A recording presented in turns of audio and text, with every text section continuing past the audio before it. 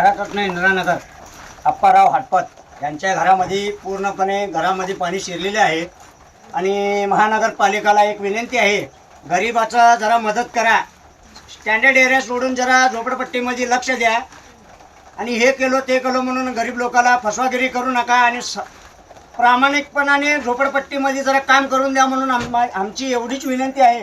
मी समाजसेवक भीमाशंकर कोळी बोलतो। जय हिंद। भारतरत्न इंदिरानगर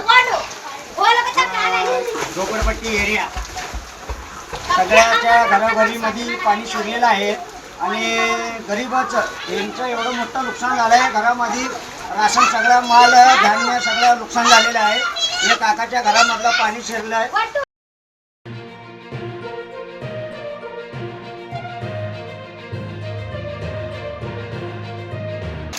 हॅलो, ह्या सोलापूर सिटीमध्ये पाणी जायला वाटच नाही आहे।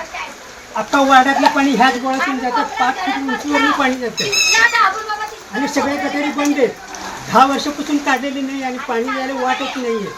पाणी लोकांच्या घरात जातं, कसं करायचं याला? महापालिका झोपलं आहे का? लोकांच्या घरात पाणी शिरतं तर कोणी येत नाही आणि कोणी बघत नाही। 10 वर्ष झाले गटरीची काढलेली नाही आहे। गटर काढलं तर पाणी जाईल ना, पाणी जायला वाट करून दिलं तर वाटच काय महापालिका बाबा। हा, कोण मेंबर आहे, कोण आमदार आहे, कोण खासदार आहे, कोण येतेच काय का बघायला? कोणीच येत नाही। हा, कोणीच येत नाही बघायला आणि नुसतं मता मागायला येते। गटारी काढण्यात 10 वर्ष झालं, पाणी जायला वाट कोणी ठेवले का इथं? काय झालं ताई इथं? सगळं पाणी घुसायला लागलंय, कसं राहायचं लेकरांना घेऊन? कसं नाही, हा सगळं रोडवरचं पाणी म्हणतो खरं, घरात पुरा घुसायला लागलंय पाणीचं। जरा विचार करून इकडचं काय तर काम करावे।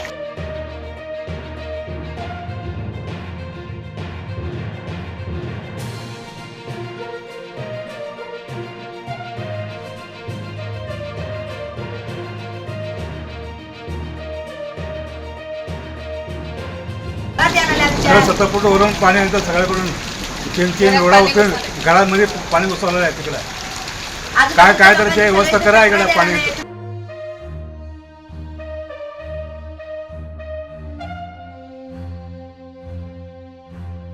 महापालिका जबाबदार असल्या कारणाने या ठिकाणी पूर्ण नाला भरलेला असतो। पूर्ण गल्लीत त्रास होतो, गल्लीतल्या लोकांना सगळ्यांच्या घरात पाणी जातं। महापालिका इकडे लक्ष देत नाही, म्हणून जे अधिकारी असतील त्यांनी त्वरित इकडे लक्ष द्यावे, नाहीतर आमच्या गरिबांच्या घरात पावसाच्या वेळेला पाणी येणार अशी शक्यता आहे।